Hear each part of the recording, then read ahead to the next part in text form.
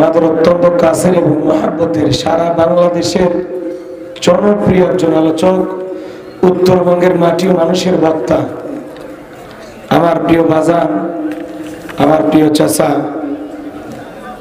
আলহাজ হযরত মাওলানা মুফতি বজলুর রশিদ মিয়া, উনি আমাদের মাঝে উপস্থিত। শুনেছেন মাগরিবের পরপরই আমরা এসেছি, আলহামদুলিল্লাহ। এই জন্য আমরা যত দ্রুত মাইক পাবো তত দ্রুত আপনাদেরকে কথা শোনাতে পারবো। আমি বলছিলাম যে ভাই আমার দরকার 8:30টায় দেন, তো যাই হোক মাদ্রাসার প্রোগ্রাম, এখানের কিছু ওলামা ইকরাম আরো আছেন, আপনারা কিছু প্রদর্শনী দেখলেন। তো সন্তানদেরকে এরকম সোনার টুকরা সন্তান বানানোর দরকার আছে না? না, আরো আস্তে কথা বলেন। যেভাবে কথা বলতেছেন তাতে মনে হয় সমস্যা আছে। আপনারা কি ঘুমাইছেন? বালিশ আনতে বলবো? একটু কথা বলা লাগবে। যারা দাঁড়িয়ে আছেন এই পাশে এসে বসবেন, হাতের ডান সাইডে, আর জায়গা না হলে মসজিদে। কথা ক্লিয়ার? কেউ দাঁড়িয়ে থাকবেন না, সবাই বসেন। হ্যাঁ, ফাঁকে ফাঁকে জায়গা আছে, ফাঁকা পূরণ করে বসে। যার সামনে যতটুকু ফাঁকা আছে একটু মেহেরবানি করে সামনের দিকে পূরণ করে বসে। 30 সেকেন্ড সময় দিলাম, সবাই একটু চিপে বসে, একটু।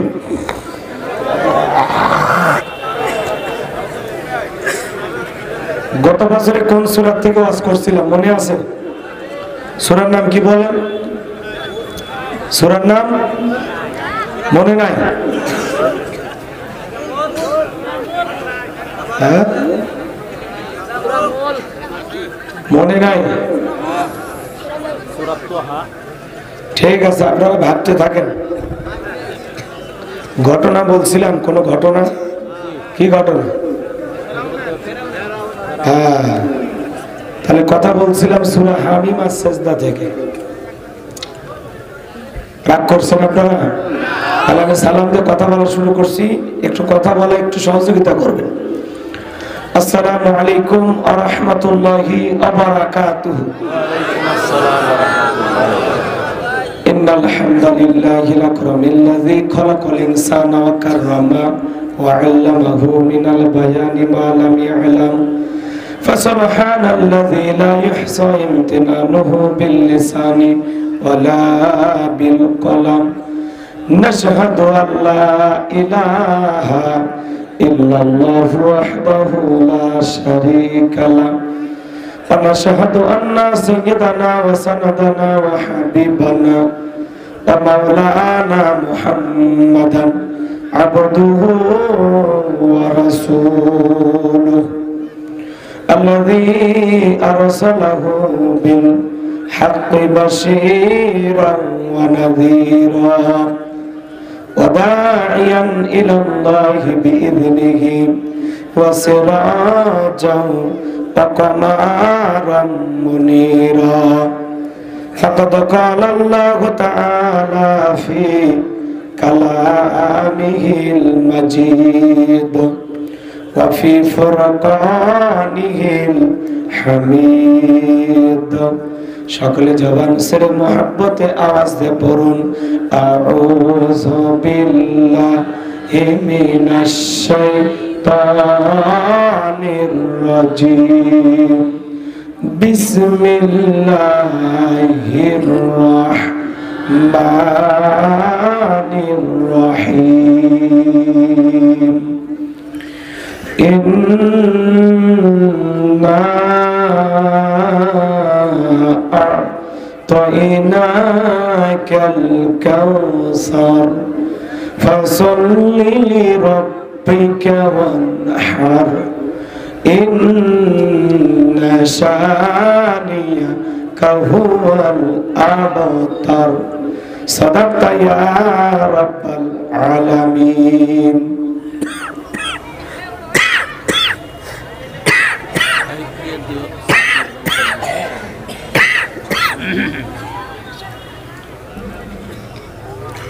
وعن أبي هريرة رضي الله تعالى عنه قال قال رسول الله صلى الله عليه وسلم الدنيا سجن المؤمن وجنة الكافر رواه مسلم وقال تعالى في شان حبيبي ইন্নাল্লাহা ওয়া মালাইকাতাহু ইউসাল্লুনা আলান নবী ইয়া আইয়ুহাল্লাযীনা আমানু সাল্লু আলাইহি ওয়া সাল্লিমু তাসলিমা।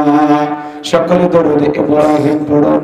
আল্লাহুম্মা সাল্লি আলা মুহাম্মাদ ওয়া আলা আলি মুহাম্মাদ কামা সাল্লাইতা আলা ইব্রাহিম ওয়া আলা আলি ইব্রাহিম ইন্নাকা হামিদুম মাজিদ।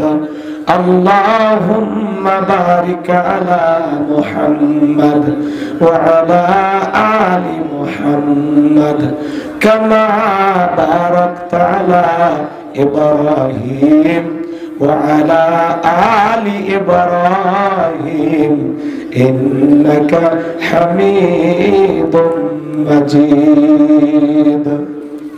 মুসলিম মরা ঘুমিয়ে পড়েছি, বিবেকে ঝলসে তালা, রক্ত মোদের হয়েছে শিথিল, পাপে অন্তর কালা। আসছে পথে আধার নেমে, তাই বলে কি রইবি থেমে, বারে বারে জ্বলবে বাতি, হয়তো বাতি জ্বলবে না। তাই বলে তো ভীরুর মতো বসে থাকলে চলবে না। মুসলিম আমি, সংগ্রামী আমি চিররণবীর, আল্লাহকে ছাড়া কাউকে মানি না, নারাই তাকবীর। মুসলিম জাগে কারবালাতে কঠিন শপথ পড়ে,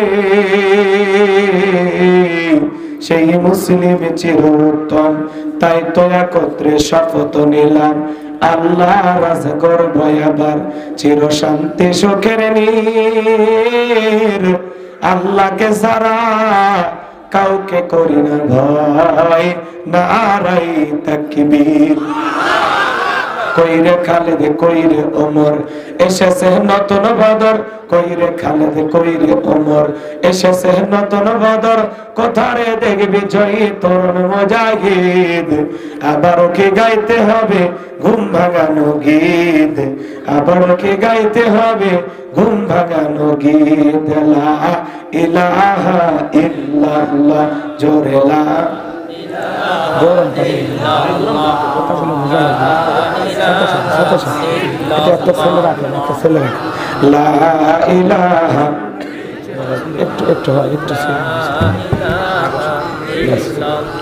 জোরে লা ইলাহা ইল্লাল্লাহ, জোরে ইল্লাল্লাহ, জোরে লা। থামেন থামেন থামেন। যেভাবে কালিমা পড়তেছেন তাতে তো মনে হয় আমরা সবাই অসুস্থ। বলেন তো বাজান, আপনারা সুস্থ নাকি অসুস্থ? আমরা পুরুষ নাকি মহিলা? এটা মাহফিল নাকি কবরস্থান? আমরা জিন্দা না মুর্দা? আমাদের আওয়াজ যদি মহিলারা শোনে তাতে কি আমাদের গুনাহ হবে? আওয়াজ যদি জোরে দেই তাতে কি কোনো সমস্যা আছে? এলাকায় কালেমা বলে মামলা হয়, জেলে দেয়, রিমান্ডে নেয়। মুসলমান কালেমার জন্য জীবন দিবে, কিন্তু কালেমা থাকবে। সেই মুসলমানের আওয়াজ এত দুর্বল দিলে চলবে না। মুসলমান কাপুরুষের জাতি না, মুসলমান বীরের জাতি।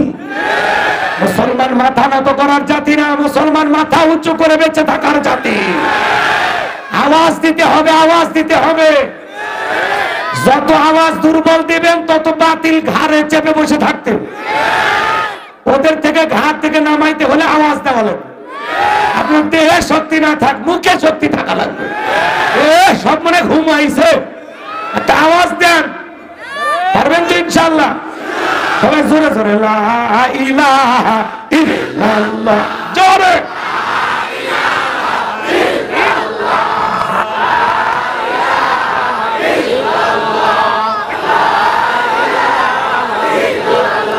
জোরে লা ইলাহা ইল্লাল্লাহ, জোরে লা ইলাহা ইল্লাল্লাহ, ফুলের বুকে থাকলে মধু ভ্রমর যেমন আসে, কোরআনের জ্ঞান থাকলে বুকে সবাই ভালোবাসে। লা ইলাহা ইল্লাল্লাহ, জোরে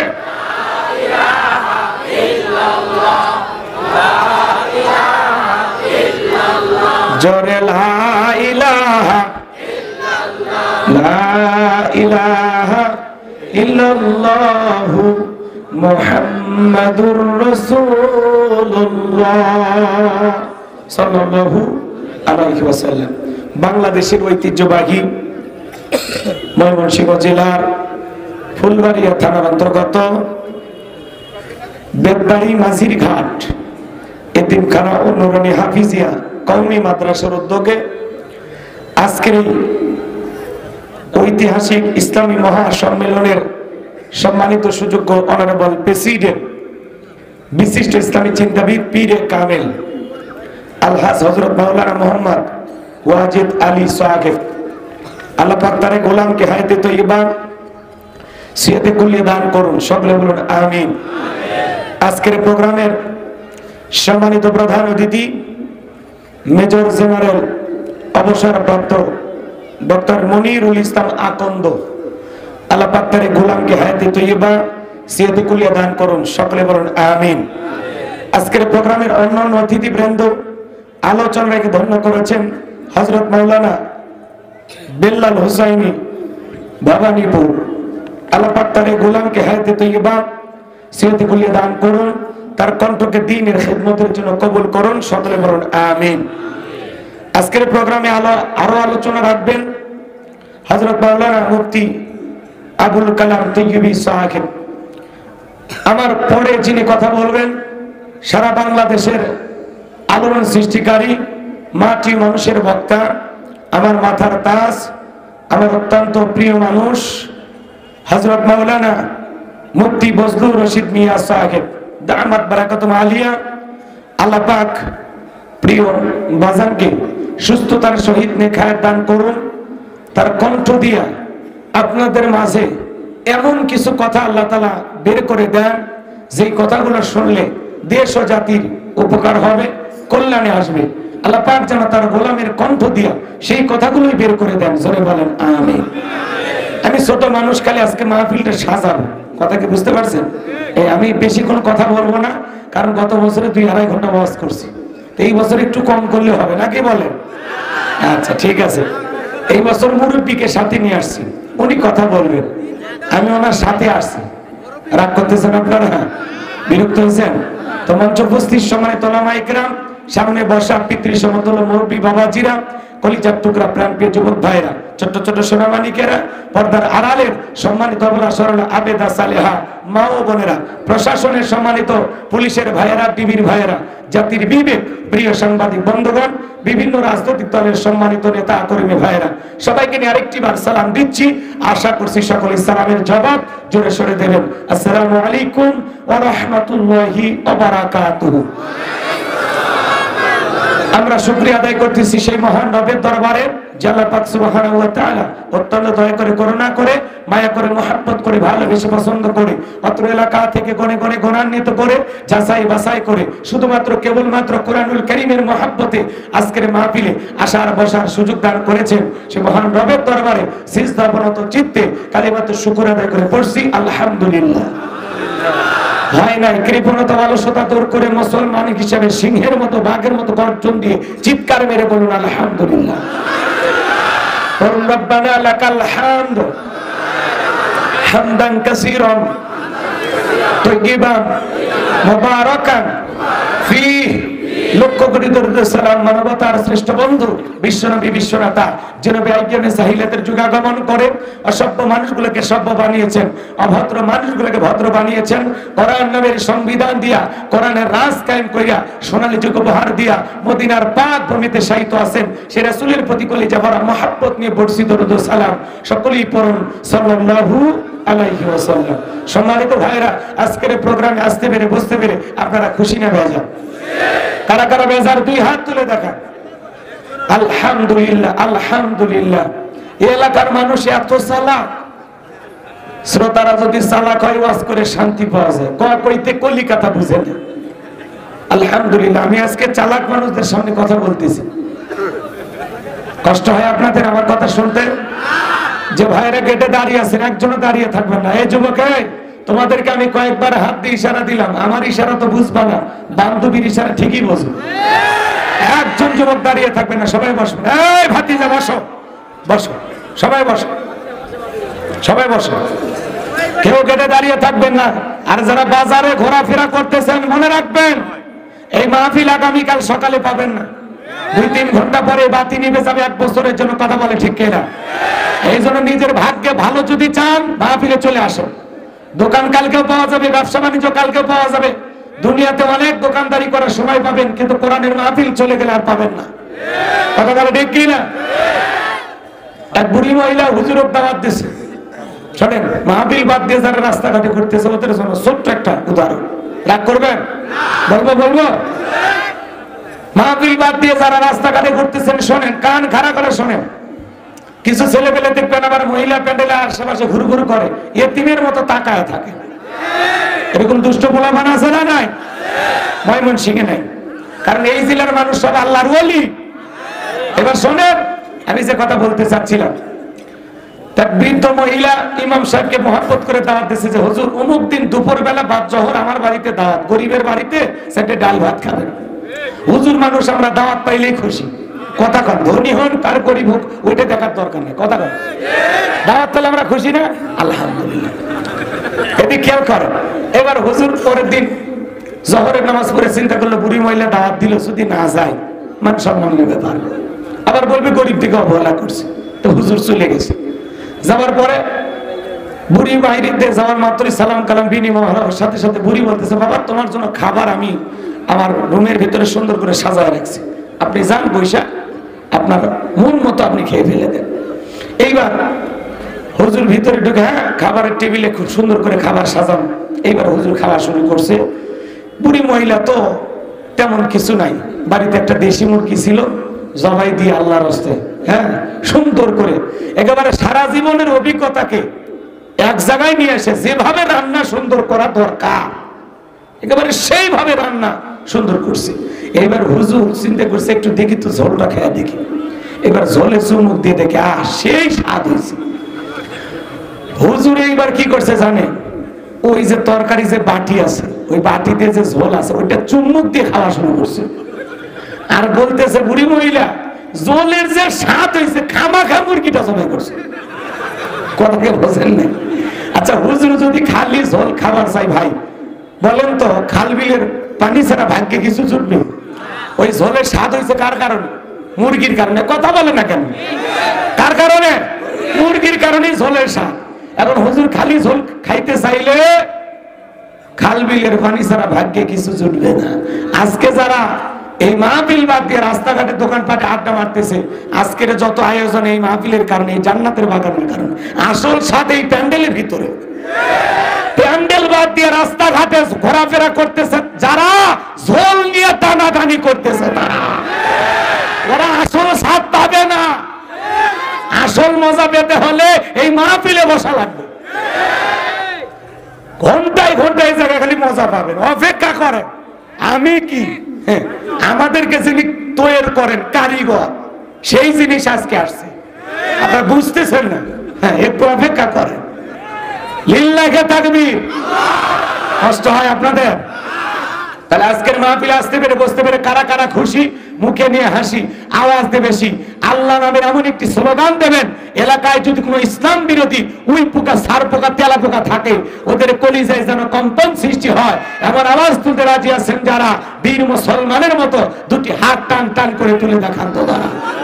লিল্লাহে তাকবীর, লিল্লাহে তাকবীর। আল কোরআনের আলো, আল হাদিসের আলো, দুনিয়ার মুসলিম, সারা বিশ্বের মুসলিম। আমার নেতা তোমার নেতা, আমার নেতা তোমার নেতা। লিল্লাহে তাকবীর। আল কোরআনের আলো, আল হাদিসের আলো, দুর্নীতির আলো। আপনার অনেকে ঝোঁকে তালে বলেই ফেলেছে দুর্নীতির আলো ঘরে ঘরে যান। বাংলাদেশে দুর্নীতি দমন কমিশন আছে না নাই? এরপরে দুর্নীতি কমেছে নাকি ডিজিটাল খাতে বেড়েই চলেছে। দিন যত গড়াচ্ছিল দুর্নীতির পাল্লা তত ভারী হচ্ছিল, কথা বলেন ঠিক কিনা? আমরা চাই আমাদের প্রিয় মাতৃ বাংলাদেশ দুর্নীতি মুক্ত আল্লাহ কবুল করুন, চিল্লা বলুন আমিন। আমরা চাই আমাদের বাংলাদেশ মাদক মুক্ত আল্লাহ কবুল করুন, চিল্লা বলুন আমিন। আমরা চাই আমাদের বাংলাদেশ যৌতুক মুক্ত আল্লাহ কবুল করুন, চিল্লা বলুন আমিন। সম্মানিত ভাইরা আমার, ভূমিকায় লম্বা কথা নয়, সরাসরি মূল আলোচনায় প্রবেশ করতে চাই। বিগত ৩-৪ মাস আগে আমরা যখন কোরআনের মাহফিলে যাইতাম, যেখানে খাওয়া দাওয়ার ব্যবস্থা থাকতো, এখানে কিছু বুদ্ধিজীবীদের আগমন ঘটতো। এরা এসে বলতো, হুজুর এই এলাকাতে এটা বলা যাবে না, ওইটা বলা যাবে না। এরকম ছিল কিনা বলেন? এরপরে আমরা যখন মাহফিলের মঞ্চ চলে আসতাম, আবারও কিছু বুদ্ধিজীবীদের আগমন ঘটতো। এরা এসে দ্বিতীয় সবক দিত, হুজুর এই এলাকাতে মোটামুটি আমরাই সব, যা বলবেন চিন্তা ভাবনা করে বলবেন। বলেন তো বাজান, এখন কি আর ওই বুদ্ধিজীবীরা আছে? টর্চ লাইট মেরে সিয়ারা খুঁজে পাওয়া যাচ্ছে না, কথাটা ঠিক কিনা? এই জন্য মনে রাখবেন, জালেমের শেষ পরিণতি হলো পরাজয়, আর মাজলুমদের শেষ পরিণতি হলো বিজয়। জুলুম কখনো চিরস্থায়ী হয় না, কথা বলেন ঠিক কিনা? যারা জুলুম করেছে তারা পালিয়ে গেছে। আমরা মাজলুম ছিলাম, অসহায় ছিলাম, আল্লাহ আমাদের উপরে সাহায্য নাযিল করছে। রাগ করতেছেন আপনারা? রাগ করতেছেন? ভাইরা আমার, যুগে যুগে নবী রাসূলের দাওয়াতি কাজ করেছেন। তাদের দাওয়াতি কাজেও কাফের বেঈমানেরা বাধার প্রাচীর তৈরি করে দিয়েছিলেন। এরপরে আল্লাহর পয়গম্বরেরা শত বাধার প্রাচীরকে ভেঙে আল্লাহর জমিনে আল্লাহর প্রতি মানুষকে দাওয়াত দিয়েছেন, কথা বলেন ঠিক কিনা? আপনার আমার প্রিয় নবী কালিমার দাওয়াত দিতে গিয়ে করোনার প্রচার করতে গিয়ে মার খেয়েছেন, রক্ত ঝরিয়েছেন, দামদার মোবারক শহীদ হয়ে গেছেন। সাহাবায়ে কেরাম দ্বীনকে প্রতিষ্ঠিত করতে গিয়ে মার খেয়েছেন, রক্ত ঝরিয়েছেন, জীবন দিয়েছেন। ও বাংলার মুসলমান, 1971 সালে এদেশের মাটির জন্য, এদেশের স্বাধীনতার জন্য আপনার আমার পূর্বপুরুষেরা যদি জীবন দিতে পারেন, রক্ত দিতে পারেন, 2024 সালে স্বৈরাচার জালেমকে বিদায় করে দেওয়ার জন্য এদেশের 1524 জন মানুষ যদি জীবন দিতে পারেন, রক্ত দিতে পারেন, প্রয়োজন যদি হয় আল্লাহর জমিনে আল্লাহর দ্বীনকে প্রতিষ্ঠিত করতে গিয়ে, কোরআনের সমাজ ব্যবস্থা কায়েম করতে গিয়ে নবীদের মতো, সাহাবায়ে কেরামদের মতো বুকের তাজা রক্ত দিতে হয় কোরআনের জন্য, দ্বীনের জন্য, ইসলামের জন্য। কারা কারা বুকের তাজা রক্ত দিতে রাজি? 2 হাত তুলে দেখা।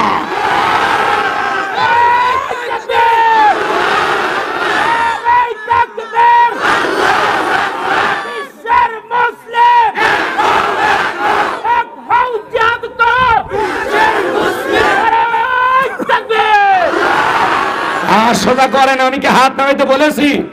হাত সোজা করেন, টান টান করে হাত তোলেন। মাঝে মাঝে হাত বেঁকা করে তুলেছেন, 2 হাত সোজা করার শক্তি নাই। আপনি পুরুষ মানুষ, দুধ, ডিম, ভিটামিন, ক্যালসিয়াম মাঝে মাঝে কিনে খাবেন। এই বাংলাদেশের দিকে শকুনের নজর পড়েছে। প্রত্যেকটা মুসলমানকে শক্তিশালী হতে হবে। আমাদের মানচিত্রের দিকে যারা চোখ তুলে তাকাবে, ওদের চোখ আমরা উপড়ে ফেলবো। হাত সোজা করেন বীর পুরুষের মতো, হাত টান টান করে তোলেন। আবার আল্লাহ রাব্বুল আলামিন বলেন, ইন্নাল্লাহা আশতারা মিনাল মুমিনিনা আনফুসাহুম ওয়া আমওয়ালাহুম বিআন্না লাহুমুল জান্নাহ। সূরা তাওবার 111 নম্বর আয়াতে আল্লাহ রাব্বুল আলামিন জানিয়ে দিয়েছেন, নিশ্চয়ই মুমিন বান্দাদের জান মাল আমি আল্লাহ ক্রয় করে নিয়েছি, বিনিময়ে দেব জান্নাত। বলুন সুবহানাল্লাহ। তাহলে বলেন তো বাজান, আপনার আমার জীবনের মালিক কে? এই ময়মনসিংহের যুবকেরা ভালো করে বলো তো, এই জীবনের মালিক কে?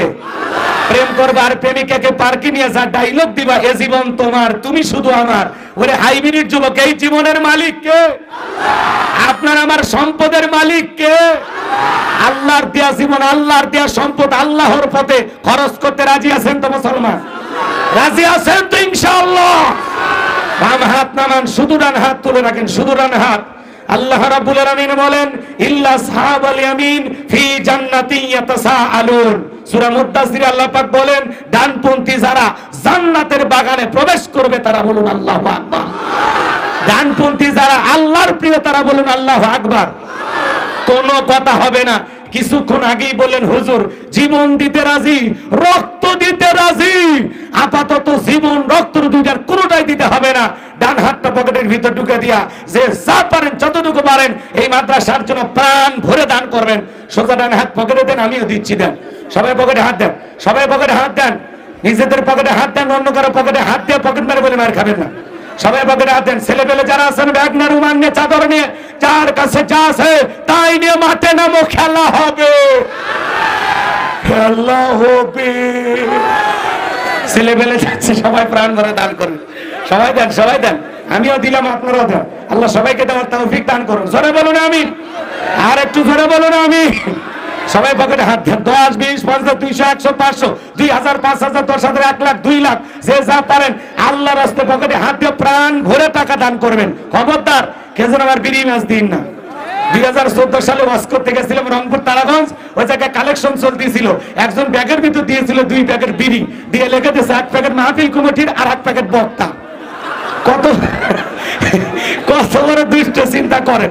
এরকম দুষ্টামি করা যাবে না। সবাই পকেটে হাত দিয়ে প্রাণ ভরে টাকা দান করবে। এটাই সূরাটি নাজিল হয়েছে, কোরআনুল কারীমের 108 নম্বর সূরা। কোনো ভূমিকা নাই, জবান ছেড়ে সবাই একটু মহব্বতে আমার সঙ্গে তেলাওয়াত করুন। আউযু বিল্লাহি মিনাশ শাইতানির রাজিম, বিসমিল্লাহির রাহমানির রাহিম।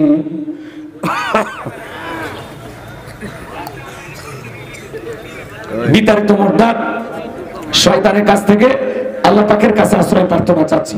পরম করুণা সিন্ধু আল্লাহ তাআলার নামে শুরু করছি। আমরা যে কোনো কাজ শুরু করব কার নামে? আল্লাহর নামে। কাজ শুরু করলে বরকত আছে না নাই? আল্লাহর নামে আমরা শুরু করলাম। সূরার নাম কাউসার। সবাই ঠোঁট নাড়ায় কণ্ঠ উজাড় করে আমার সঙ্গে তেলাওয়াত করুন। ইন্না আ'তাইনাকাল কাউসার ফাসাল্লি লিরাব্বিকা ওয়ানহার ইন্না শানিয়াকা হুয়াল আবতার। আল্লাহু আকবার। যে কোনো আয়াত বা সূরার তাফসীর করতে হলে কোন প্রেক্ষাপটে কোন সময় আল্লাহ তাআলা তার হাবিবের উপরে সেই সূরাটি বা আয়াতটি নাজিল করেছেন, সেই নাজিলের প্রেক্ষাপট জানা দরকার আছে না নাই? আরবিতে বলা হয় শানি নজুল। যদি শানি নজুল আলোচনা করা হয় তাহলে তাফসীর বুঝতে সহজ হয়। তাহলে সূরা কাউসার বিশ্বনবীর উপরে আল্লাহ তাআলা কোন প্রেক্ষাপটে কোন সময় নাজিল করেছেন, আমি কি সেই নাজিলের সময়কালটা একটু তুলে ধরব? কষ্ট হবে না আপনাদের?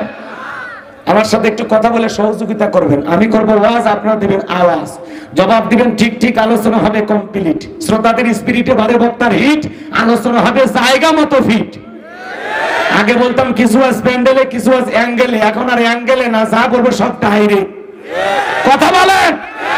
আজকে প্রধান উপদেষ্টার সাথে বাংলাদেশের সমস্ত রাজনৈতিক দলের নেতারা বৈঠক করেছেন।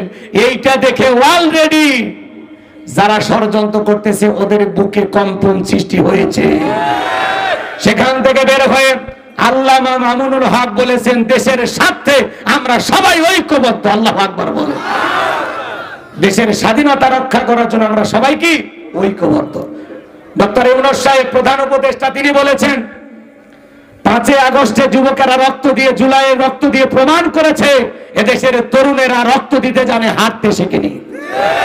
আগে তো 5 জন দাঁড়িয়ে যেত, এখনকার যুবকদের ভিত এতটা মজবুত হয়ে গেছে, এখনকার তরুণ যুবকেরা এত সাহসী হয়েছে। ডক্টর ইউনূস সাহেব বলেছেন এখন 5 জনের জায়গায় 40 জন দাঁড়িয়ে যাবে। কারণ আমাদের এখনো ঘুমানোর সময় আসেনি। চূড়ান্ত বিজয় না আসা পর্যন্ত, লক্ষ্যে না পৌঁছা পর্যন্ত আমাদের বসে থাকার সুযোগ না। এদেশকে নিয়ে যারা ষড়যন্ত্র করবে তাদের দাঁত ভাঙা জবাব দেওয়ার জন্য প্রস্তুত থাকা লাগবে। কথা বলে ঠিক কি না? আমিরে জামাত ডক্টর শফিকুর রহমান সেই বৈঠক থেকে, সকল রাজনৈতিক দলের বৈঠক থেকে বের হয়ে তিনি বলেছেন, বাংলাদেশকে যদি ভারত ভালো না রাখতে চায়, ভারতও ভালো থাকতে পারবে না। কথা ক্লিয়ার? এটা ভারতের দিল্লি না, এটা বাংলাদেশ। এটা কারো বাপ দাদার পৈতৃক সম্পত্তি না, যে চাইলো আর দেশ আমরা দিয়ে দিলাম। ওনার সাথে আপনাদের সম্পর্ক ভালো ছিল, এই জন্য আপনারা অনেক কিছু করতে পেরেছেন। আমাদের সাথে সম্পর্ক ভালো রাখতে চাইলে ভালো রাখবেন, ভালো না রাখতে চাইলে বহু দেশ আছে তাদের সাথে আমরা বিজনেস করব, ব্যবসা বাণিজ্য করব। কথা বলে ঠিক কিনা? পাকিস্তান অলরেডি ঘোষণা দিয়েছে যে বাংলাদেশের মুসলমানদেরকে রক্ষা করার জন্য আমরা জীবন দিতে প্রস্তুত আছি। আল্লাহ আকবার। আমার ভাইয়েরা, প্রকৃত বন্ধু তারা বিপদে পাশে দাঁড়ায় যারা, কথা বলে ঠিক কিনা? আমাদেরকে পাকিস্তানের রাজাকার বলা হয়, যাদেরকে পাকিস্তানের রাজাকার বলা হতো আজ পর্যন্ত কেউ পাকিস্তানে যায় নাই। যাদেরকে ভারতের দালাল বলা হতো তারা ঠিকই ভারতে যায় লুকিয়ে আছে। এই জন্য পরিষ্কার বলবো, এই দেশকে নিয়ে চক্রান্ত ষড়যন্ত্র করা বন্ধ করে দেন, না হলে সামনে কিন্তু অনেক কঠিন জবাব দেয়া লাগবে। আল্লাহ যারা ষড়যন্ত্রকারী ওদেরকে যেন হেদায়েত দান করেন, জোরে বলুন আমিন। সকল রাজনৈতিক দলের সাথে বৈঠক করে যে সিদ্ধান্ত খুব অচিরে আলহামদুলিল্লাহ আপনারা একটা সুসংবাদ শুনতে পারবেন, আল্লাহ কবুল করেন, জোরে বলুন আমিন। আর একটু জোরে বলুন আমিন। কষ্ট হয় আমাদের প্রিয় মাতৃভূমি নিয়ে কেউ ষড়যন্ত্র করবে দেশের স্বার্থে, এই দেশের সার্বভৌমত্বকে ঠিক রাখার জন্য আমরা সবাই কারা কারা ঐক্যবদ্ধ, দুই হাত তুলে দেখা লিল্লাহে তাকবীর। আমরা আমাদের প্রিয় মাতৃভূমির জন্য জীবন দিতেও রাজি, জীবন নিতেও রাজি। এ কথা কোন বাঘের বাচ্চার মতো কথা বলবেন, ভয় পাওয়ার দরকার নাই। এখন তো প্রধান উপদেষ্টা উনি অন্তর্বর্তীকালীন সরকার, কিন্তু যতদিন পর্যন্ত রাজনৈতিক ভাবে কোন দল প্রধানমন্ত্রী না হয়েছে ততদিন পর্যন্ত আমরা প্রত্যেকে এক একজন সরকার। আমার দেশের দিকে কাউকে আমরা বাঁকা চোখে তাকাতে দেব না, কথা ক্লিয়ার? আমরা এখন সবাই কি সরকার, আমরা সবাই কি খুশি না গাজা? সরকারের ভালো লাগতেছে না? আচ্ছা ঠিক আছে, খুশি থাকেন। এবার চলেন আমরা আলোচনায় চলে যাই। আমরা কাউকে গালি দেব না, আমরা কাউকে গালি দেওয়ার জন্য বসি নাই, কথা কোন ঠিক কিনা? যা বলবো ভদ্র ভাষায় বলবো। কষ্ট হয়? সূরার নাম কি বলেছি? কাউসার। তাহলে কোন প্রেক্ষাপটে নাজিল করেছেন আমি কি বলবো? আমার ভাইয়েরা, বিশ্বনবীর প্রিয় সাহাবী হযরত আনাস রাদিয়াল্লাহু তাআলা বলেন, নবীজি কাবার হাতিনে হেলান দিয়ে বসা, আমি তাকায় দেখি নবীজির মনটা ভীষণ খারাপ, মুখটা মলিন, চোখের কোনা দিয়া অশ্রু ঝরতেছে। হযরত আনাস কিছুটা সময় অতিবাহিত হয়ে যাওয়ার পরে ডেকে বলেন, আমি তাকায় দেখি আমার নবীজি মুস্কি মুস্কি হাসতেছেন, বলেন সুবহানাল্লাহ। আমার নবী যদি হাসি দিতেন, নবীর চাইতে সুন্দর হাসি পৃথিবীর আর কোন মানুষ দিতে পারবে না। রাসূল যখন মুস্কি হাসি দিতেন, এটা পৃথিবীর সেরা হাসি, সুবহানাল্লাহ বলেন। রাসূল যখন হাসতে গিয়ে কখনো একটু দাঁত দেখা যেত, আহা কি চিকচিক করতো, মুখ তো দানার মতো, আল্লাহু আকবার বলেন। কি অসাধারণ ব্যক্তিত্ব সম্পন্ন মানুষ ছিলেন মুহাম্মদ রাসূলুল্লাহ সাল্লাল্লাহু আলাইহি ওয়াসাল্লাম। সেই নবী কেন কাঁদেন? কারণ আছে না নাই? আমার নবী কেন কাঁদেন, কেন হাসেন, এর পিছনে কি রহস্য? বাজান গো আমার, দিল দিয়ে কথাগুলো বোঝার চেষ্টা করবেন। হযরত আনাস দেখে বলেন, নবী গো এই মাত্র দেখলাম মনটা খারাপ, মুখটা মলিন, চোখের কোনা দিয়ে অশ্রু ঝরতেছে, আবার দেখি মুস্কি মুস্কি হাসেন। আমার নবী কেন কাঁদেন, কেন হাসেন, এর পিছনে রহস্য আছে না নাই? নবীজির মনটা কেন খারাপ? কারণ হলো নবীজির কলিজার টুকরা ছেলে সন্তানগুলো জন্ম নেয়, আর একে একে ছেলে সন্তানগুলো মারা যায়। আবুল কাসেম মারা যায়, আবু তাহের মারা যায়, ইব্রাহিম মারা যায়। বাবা হিসাবে নবীর মনেও কষ্ট লাগে কি না? আগে বলছি, একটু আওয়াজ দেওয়া লাগবে, লাগে কি না? কথার সাথে জবাব দিবেন বাজান গো আমার। একে তো সন্তান হারানোর ব্যথা, অন্যদিকে নবীজির কাছের চাচা নাম হলো আবু লাহাব, ডেকে বলে, ভাতিজা তোমার বংশে বাতি জ্বালানো কেউ থাকলো না, তুমি একটা লেজ কাটা, তুমি একটা নির্বংশ, জোরে কন্যা উযুবিল্লাহ। আমার ভাইয়েরা, যদিও রাসূলের 4টা কন্যা সন্তান জীবিত ছিল, কিন্তু নবীজির ছেলে সন্তানগুলো জন্ম নেয় আর একে একে মারা যায়। আর নবীজির কাছের চাচা এইটা নিয়ে ঠাট্টা বিদ্রুপ করে। আপনারাই বলুন, আল্লাহ না করুক আপনার আমার সন্তান যদি মারা যায়, কাছের আত্মীয় স্বজনদের উচিত বিপদের দিনে সান্ত্বনা দেওয়া। বাবা তুমি সবর করো, ধৈর্য ধারণ করো, আল্লাহ যদি চায় বছর না ঘুরতে আবারও তোমাদের ঘর আলোকিত করে সন্তান দিতে পারেন, তিনি কে? ভালো করে বুঝবেন বাজান। কিন্তু নবীজির চাচা আবু লাহাব এতটাই খারাপ, ডেকে বলে, ভাতিজা তোমার বংশে বাতি জ্বালানো কেউ থাকলো না, তুমি একটা লেজ কাটা, তুমি একটা নির্বংশ, জোরে কন্যা উযুবিল্লাহ। আপনার আমার নবী সন্তান এই পৃথিবীর জমিনে কেন জীবিত থাকলো না? কেন তারা শিশুকালে মারা গেলেন? আল্লাহ তাআলা কেন তাদেরকে শিশুকালে উঠিয়ে নিলেন? অনেক পয়গম্বরের সন্তান জীবিত ছিল, কিন্তু বিশ্বনবীর একটা ছেলে সন্তান কেন জীবিত থাকলো না? আল্লাহ তাআলা কেন তাদেরকে শিশুকালে উঠিয়ে নিলেন, যৌবন পর্যন্ত জীবিত থাকলো না? এর পিছনে কারণ আছে না নাই? নবীর উম্মত হিসেবে জানতে মনে চায় না? নবীজির ছেলে সন্তানগুলো শিশুকালে বিদায় নেওয়ার পিছনে কারণ আছে তিনটি। জোরে বলেন কয়টি? নবীর উম্মত হিসেবে কারা কারা জানতে চান? দুই হাত তুলে দেখান, লিল্লাহে তাকবীর। নবীজির ছেলে সন্তান কেন মারা গেল? কি কারণে মারা গেল? আল্লাহ তাআলা কেন তাদেরকে উঠিয়ে নিলেন? কি সেই তিনটি কারণ যদি আমি বলতে যাই, তাহলে 3 নম্বর আয়াতের আলোচনা শুরু করা লাগবে। আমি কি 1 নম্বর আয়াত বাদ দিয়ে 3 নম্বরে যাব, নাকি আস্তে আস্তে শুরু করা যাক? ধৈর্য আছে তো ভাই? একটু গভীর মনোযোগ দিয়ে কথাগুলো শুনবেন বাজান গো আমার। একাদের সন্তান হারানোর ব্যথা, আপন মানুষদের সমালোচনা, অন্যদিকে সাহাবায়ে কিরাম যারা ইসলাম ধর্ম গ্রহণ করে, কাফের বেঈমানরা তাদের উপর নির্যাতন জুলুমের স্টিম রোলার চালায়। হযরত বেলাল তখনও কালেমা পড়ে মুসলমান হন নাই, নবীজি রাতের বেলায় দারুল আরকামে বসা। হযরত বেলাল বিশ্বনবীর দরবারে উপস্থিত হয়ে গেলেন। নবীজির চেহারা মুবারকের দিকে তাকাইয়া হযরত বেলাল ডেকে বলেন, নবী গো, আপনার চাইতে সুন্দর মানুষ আমি জীবনে কোনোদিন দেখি নাই। আপনার আমার নবী কতটা সুন্দর ছিলেন জানেন? হযরতে জাবির রাদিয়াল্লাহু তাআলা বলেন, পূর্ণিমা রাত আমি রাসূলের বাড়িতে গিয়েছিলাম, সেদিন দেখেছিলাম চাঁদ উদয় হয়েছে দুইটা, একটা চাঁদ আসমানে আর একটা চাঁদ জমিনে। হযরতে জাবির ডেকে বলেন, ওই আকাশের পূর্ণিমার চাঁদের চাইতেও বিশ্ব নবীকে আমার কাছে বেশি সুন্দর মনে হয়। কেমন নবী পাইছি! নবীর সম্মান মর্যাদা কত আমরা অনেকে বুঝি না। এক জায়গায় যা বললাম, ভাই বলেন তো আমাদের নবীর নাম কি? বলে হুজুর আব্দুল কাদের জিলানী।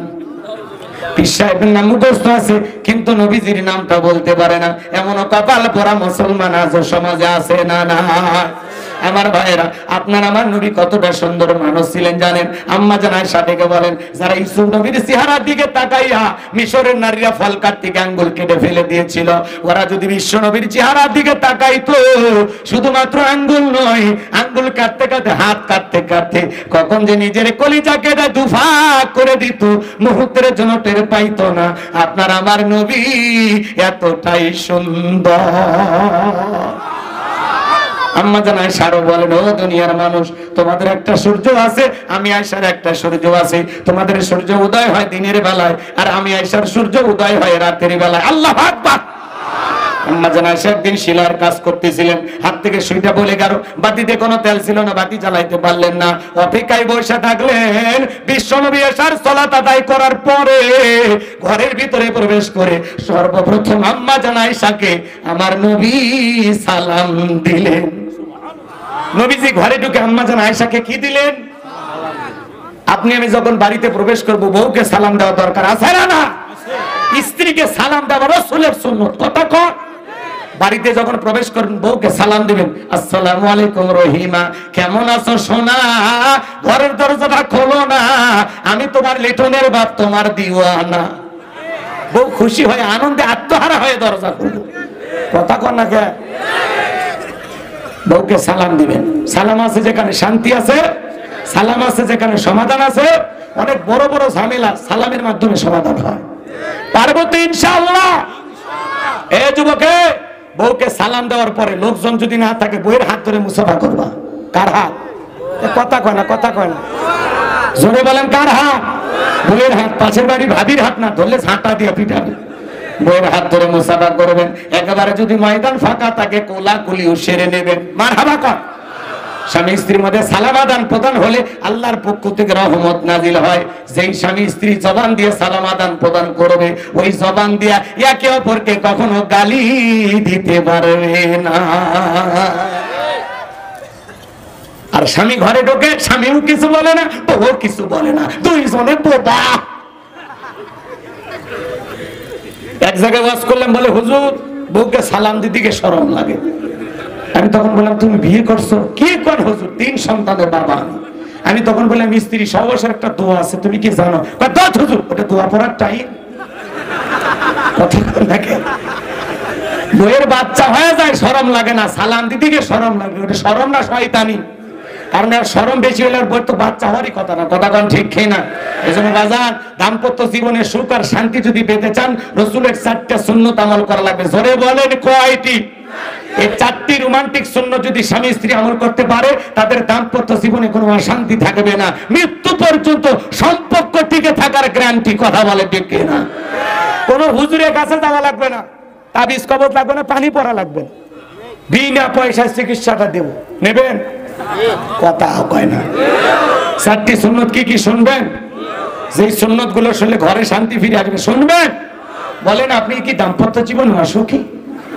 আপনার দাম্পত্য জীবনে কোনো সমস্যা থাকলে আজকে সমাধান হয়ে যাবে। আল্লাহ কবুল করেন। জোরে কোন আমি। এখন 4টা সুন্নত যদি আমি এখনই শুরু করি, এলোমেলো হয়ে যাবে। শেষের দিকে মনে করায় দেন, আমি চেষ্টা করব ইনশাআল্লাহ। কষ্ট হয় নাকি বাজান? গভীর মনোযোগ দিয়ে কথাগুলো শুনবেন। এজন্য ঘরে যা বউকে সালাম দিবেন। হঠাৎ করে বউকে সালাম দিলে হয়তো বা বলতে পারে, কারে সালাম দিলাম? তখন বলবেন শেফালি তোরে সালাম দিলাম। তখন বলতে পারে, হ্যাঁ হ্যাঁ, আজকে বার কোন হুজুরের মুরিদ দিয়ে বাড়িতে ঢুকলা, সেদিন তো অমুকের গাছের কলা চুরি করলা। এজন্য বাজান 2-4 দিন হয়তো বা একটু টিটকারি মারতে পারে, 2-4 দিন দিতে দিতে অভ্যাসে পরিণত হবে। তখন বউ বুঝবে এটা ফাজলামি না, এটা সত্যি। কথা কি বলছে? হঠাৎ করে সালাম দিলে চমকে উঠতে পারে। এজন্য 2-4 দিন দিয়ে দিয়ে দিয়ে দিয়ে অভ্যাসে পরিণত করলে পারবেন তো ইনশাআল্লাহ। বউকে সালাম দিলে স্বামীর কি সম্মান কমে? স্বামীর সম্মান কি ছোট হয়ে যায়? না রে ভাই।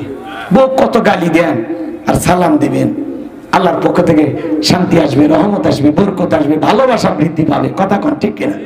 সালাম আদান প্রদান হলে স্বামী স্ত্রীর মধ্যে শ্রদ্ধা, ভক্তি, বিশ্বাস, ভালোবাসা বাড়িয়ে দিবেন। তিনি কে? পারবো তো ইনশাআল্লাহ। আচ্ছা এদিকে খেয়াল করেন বাজান গো আমার, আমি যে কথা বলতে চাচ্ছিলাম দিল দিয়ে কথাগুলো বুঝবেন।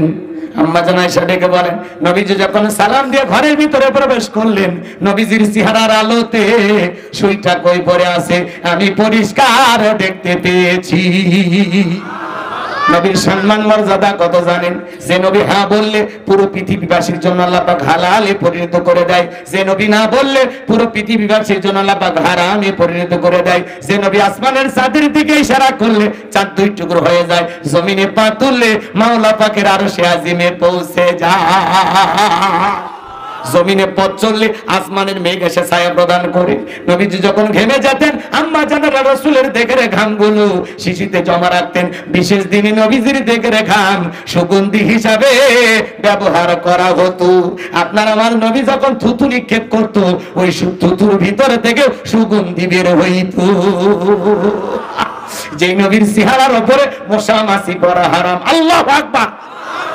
যে ছাগলের স্তনে দুধ নাই, বিশ্ব নবীর হাতটা লেগে গেলে দুধে পরিপূর্ণ হয়ে যায়। সেই খাবার 2-3 জন মানুষ খাবে, ওই খাবারে যখন রাসূলের হাতটা লেগে যায়, শত শত মানুষ খাবার খেয়েও যেমন খাবার তেমনি থাকে। আল্লাহু আকবার। অনেক গরিব সাহাবীরা রাসূলের চেহারার দিকে তাকাইয়া পেটের ক্ষুধার কথা তারা ভুলে থাকতেন। সুবহানাল্লাহ। আবার ভাইয়েরা, লম্বা হবে লম্বা করবো না, মক্কা নগরী একজন মহিলা, তার স্বামী মারা গেছে, 3টা সন্তান দেখে বড় ছেলেটা ডেকে বলে, মা বাবা মারা গেছে কয়েকটা দিন হয়ে গেল, কেউ তো আমাদের খবর নিতে আসে না রে মা।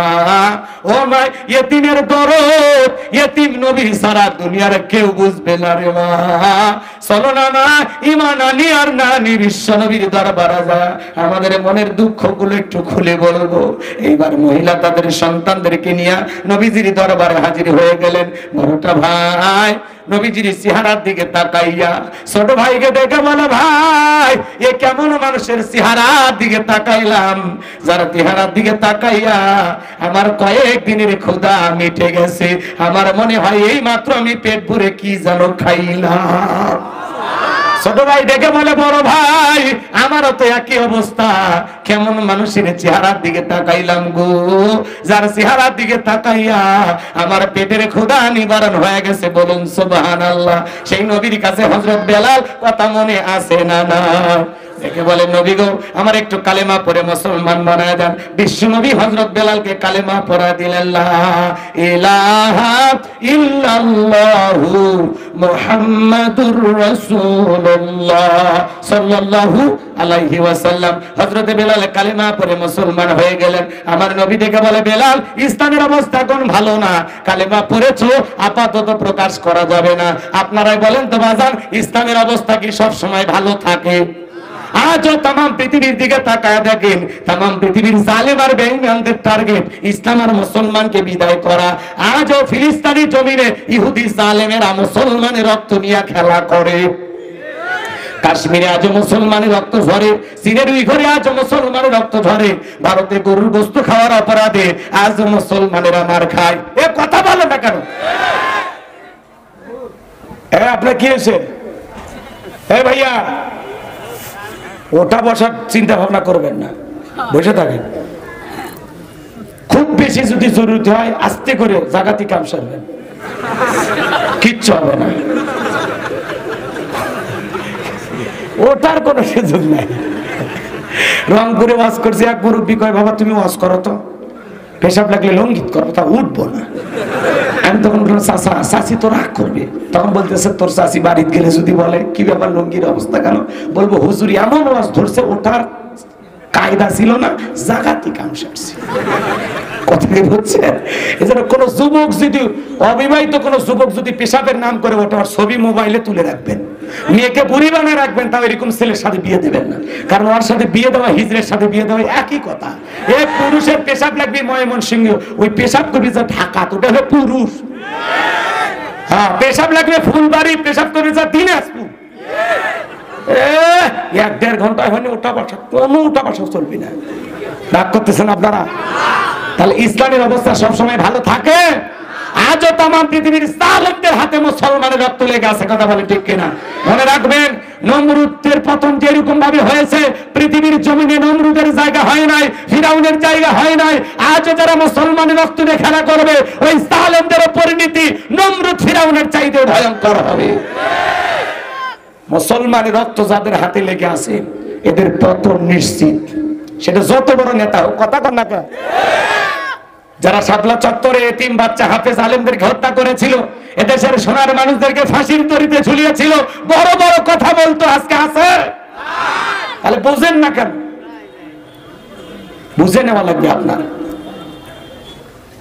কত দল আন্দোলন করলো, গেল না। সামান্য ছাত্র আন্দোলনের তোপের মুখে পড়ে হেলিকপ্টারে চলে পালিয়ে যেতে বাধ্য হয়েছে। আমরা চাইছিলাম ম্যাডাম পদত্যাগ করেন, আল্লাহ বলে কিসের পদত্যাগ? তারা যে অপরাধ করেছে শুধু পদত্যাগ না, আমি আল্লাহ ওদেরকে দেশ ত্যাগ করতে বাধ্য করবো, কথা বলে ঠিক কিনা? ইন্না বাতশা রাব্বিকা লাশাদীদ, আল্লাহর পাকড়াও বড় কঠিন, আল্লাহ ধরে ধরে না, সেদিন ধরবে পালার গর্ত খুঁজে পাবে না, কথা বলে ঠিক কিনা? রাগ করবেন না। কি দরকার ছিল এভাবে পালিয়ে যাওয়ার? পদত্যাগ করে তো দেশেই থাকতে পারতেন, কথা কন না কেন? আবার ওই দেশে যায় কি আমাদের ভুলে থাকতে পারে? মাঝে মাঝে কল রেকর্ড ফাঁস হয়, আমি ভালো নেই, আমি চট করে ঢুকবো। ঢুকবেন তো বের হলেন কেন? আপনি আসেন, এই দেশ আপনার বাবার, এই দেশ আপনার স্বামীর, কথা কোন ঠিক কিনা? এদেশের 18 কোটি মানুষের 34 কোটি চোখ তাকায় আছে, আপনি আসেন। মেয়ে মানুষ বাইরে আর কতদিন থাকবেন, কথা কয় না? বুবু আইবা তুমি আইবা গো, সেই দিন আইসা বুবু ক্ষমতা পাইবা না। রাগ করেন? বলবো, বিরক্ত হবেন না তো? বুবু আইবা তুমি আইবা গো, সেই দিন আইসা বুবু ক্ষমতা পাইবা না। খোঁজ নাই বহু কাদের কাকার, অবস্থা খারাপ দরবেশ বাবার, হাউন আঙ্কেল এখন সামনে আসে না। খোঁজ নাই বহু কাদের কাকার, অবস্থা খারাপ দরবেশ বাবার, হাউন আঙ্কেল এখন সামনে আসে না। নেতা করবি সব জেলের ভিতর, আমি আসি ডরের ওপর, কখন জানি আসে গ্রেপ্তারি পরোয়ানা। বুবু আইবা তুমি আইবা গো, সেই দিন আইসা বুবু ক্ষমতা পাইবা না। ক্ষমতার চেয়ার থেকে নামা সহজ, কিন্তু এই চেয়ারে ওঠা কঠিন। আর আমরা আগামীতে সিদ্ধান্ত নেব, আমেরিকা তাদের 47তম প্রেসিডেন্ট ডোনাল্ড ট্রাম্পের মতো মানুষকে বানাইছে, কিন্তু ওরা কোনো নারীকে প্রেসিডেন্ট বানায় না। আমরা আগামীতে সিদ্ধান্ত নেব, আর যাই হোক বাংলাদেশে কোনো নারী প্রধানমন্ত্রী চাই না, পুরুষ প্রধানমন্ত্রী চাই। তুই হাত তুলে দেখা, কারা কারা পুরুষ প্রধানমন্ত্রী চান? রাজি আছেন তো ইনশাআল্লাহ? লিল্লাহি তাকবীর। হ্যাঁ, নারীদের জ্বালা যন্ত্রণা সহ্য করা যায় না। মাঝে মাঝে দেখেন না, বাড়ি ঘরে ঝগড়া লাগে, হাড়ি পাতিল ভেঙে ফেলে দেয়, স্বামী তুলে আসার মারে, নিজেই ঔষধ বড়ি শরীরে মেখে আত্মহত্যা করে মরে যাবো, কিন্তু খাইনি। কথা বলবে কেন? এই জন্য মেয়েদের রাগ বেশি, জেদ বেশি, অভিমান বেশি। এর একবার শান্তির জায়গা পেলে জীবন যাবে, তো ওই জায়গা ছাড়বে না। আর ওরা যদি একবার অশান্তি সৃষ্টি করতেছে, পুরো দেশ জ্বালিয়ে দেবে। কথা কোন ঠিক কিনা? এই জন্য সিদ্ধান্ত নেওয়া লাগবে বাজার, সিদ্ধান্ত নেওয়া লাগবে। এই রাজি আছেন? বুঝে শুনে কাজ করা লাগবে। কারণ পুরুষ মানুষের কি বুদ্ধি জ্ঞান বেশি, এদের এত রাগ ক্ষোভ নাই, ব্যক্তিগত আক্রোশ নাই, কিন্তু মেয়েদের ব্যক্তিগত আক্রোশ বেশি। কথা কর, রাগ করতেছেন মনে হয়? একটু অপেক্ষা করেন বাজার, সামনে গেলে কথা আরো মজা পাবেন। বিরক্ত হলে বলবো না, দোয়া করবো, আমি দোয়া করবো। আমার পরে যিনি আসতেছেন শুনবেন না। লিল্লাহি তাকবীর। কি যেন বলছিলাম ভুলে গেছেন মনে হয়। ইসলামের অবস্থা কি না ভালো না, কথাকে বোঝা যায়। আমার ভাইয়েরা, হযরতে বিলাল ডেকে বলে, নবী আমার জীবনের কোনো দাম নাই, আমার মনি বোমাইকে বলেছিলাম উর্দুম্বা ছাগল পেশাব পায়খানা করে দেয়, ওই ঘরে থাকতে আমার বড় কষ্ট হয়। নবী গো, ওমাই আমাকে ডেকে বলে, বেলাল রে, উর্দুম্বা ছাগলের দাম আমার কাছে আছে, কিন্তু তোর মতো কালো হাফসি বেলালের দাম নাই। নবী গো, আপনি শুধু আমাকে দোয়া করে দেন, মৃত্যু পর্যন্ত যেন কালিমার পথে টিকে থাকতে পারি। এই কথা বলে হযরত বেলাল চলে গেলেন। পরের দিন সকালবেলা সূর্য উদয় হয়ে গেছে, হযরতে বেলাল দরজা খোলে না। অন্যান্য চাকর বাকর যারা আছে নালিশ নিয়ে চলে গেছে ওমায়ের কাছে, যা বলে, নেতা এখন পর্যন্ত বেলাল দরজা খোলে নাই, তাই নাকি? বলে হ্যাঁ, চলো যাই। এইবার দরজায় ডাক দেয়, বেলাল দরজা খোলো। হযরতে বেলাল দরজা খোলে না, জোরে করে ধাক্কা মারছে, যখন দরজা খুলে গেছে তখন এইবার ওমায়া তাকিয়ে দেখে, যেই রাত্রি হযরত বেলাল কালেমা পড়ে মুসলমান হয়েছে, ওই রাত্রিতে একটা উর্দুম্বা ছাগলের কাছে কোনো পেশাব পায়খানা নাই। জোরে কোন মারহাবা। এইবার উমাইয়া ডেকে বলে, চাকরের দল, বেলালের বিরুদ্ধে মিথ্যা অভিযোগ দাও। তোমরা যখন ঘুমাচ্ছিলে বেলাল তখন ময়লা পরিষ্কার করেছে, তাকায় দেখো না একটা উর্দুম্বা ছাগলের কাছে কোনো পেশাব পায়খানা নাই, যাও নিজেদের কাজ করো। ওদেরকে তাড়িয়ে দিয়া এক পা দুপা করে বেলালের কাছে চলে গেলেন। হযরতে বেলাল দেয়ালে পিঠটা লাগাইয়া জিহ্বা নাড়ায়া জিকির করে কার। এইবার হযরত বেলালকে হালকা করে ধাক্কা মারছে, যখন জবান দিয়ে কালেমার রস বের হয়েছে তখন এইবার উমাইয়া ডেকে বলে, বেলাল তোর জবান দিয়ে কি শুনলাম, তুমি কি মুসলমান হয়েছো? হযরত বেলাল ডেকে বলে, মুসলমান হয় যারা মিথ্যা কথা বলতে পারে না তারা, ওয়াকুলু কাওলান সাদীদা। মুসলমানেরা হবে সত্যবাদী, মুসলমানেরা কখনো মিথ্যাবাদী হতে পারে। আর আমাদের সমাজে দেখি মিথ্যা বলতে বলতে চেহারা বেঁকা হয়ে গেছে, একটা কবরে চলে গেছে, এত মিথ্যা কথা বলে, শয়তান পর্যন্ত বলে আমিও তো খারাপ না। এ কথা বলেন না কেন? হেলিকপ্টার দিয়ে পানি দিছে, সাদের শিশু মারা গেল কেমনে? জাতির সামনে সব প্রকাশ হচ্ছে। কি কথা কন না কেন? যে স্মার্ট জামানায় আমরা আসছি, কোনো কিছু লুকান যা? হ্যাঁ, একটু অপেক্ষা করেন বাজান, সামনের দিকে আমি যে কথা বলতে চাচ্ছিলাম গভীর মনোযোগ দিয়ে কথা বলে শুনে যান। এইবার উমাইয়া ডেকে বলে, বেলাল উর্দুম্বা ছাগলের মালিক বানায় দেব, থাকার জন্য ভালো ঘরের ব্যবস্থা করে দেব। বেলাল রে, তারপরে আব্দুল্লাহর বেটা মুহাম্মদ সাল্লাল্লাহু আলাইহিস সালামের কালেমা ছেড়ে আবারও আমাদের বাপদাদা ধর্মে ফিরে আসো। হযরতে বেলাল ডেকে বলে, উমাইয়া দুনিয়ার কোন পার্থিব সম্পদের বিনিময়ে বেলাল তার ঈমান বিক্রি করবে না। আল্লাহু আকবার। এইবার উমাইয়া ডেকে বলে, বেলাল রে, আমার কথা না শুনলে বড় নেতা আফজলকে খবর দেব। হযরত বেলাল ডেকে বলে, কোন বড় নেতা ছোট নেতা এখন কাউকে গোনার টাইম নাই, আমি দুনিয়ার কোন আবু জেহেলকে ভয় করি না, আমি ভয় করি আমার আল্লাহকে। এইবার উমাইয়া দৌড়ে চলে গেল আবু জেহেলের বাড়িতে, যা বলে নিয়ে তার সংবাদ খুব খারাপ, আমার বাড়ি কৃতদাস বেলাল কালেমা পড়ে মুসলমান হয়েছে। তাই নাকি? বলে হ্যাঁ ঠিক আছে যাও আমি আসতেছি। আবু জেহেলের একটা বিশেষ বাহিনী ছিল, ক্যাডার মাস্তান সাঙ্গপাঙ্গ ছিল, তাদের কাজই হলো মুসলমানের রক্ত নিয়ে খেলা করা।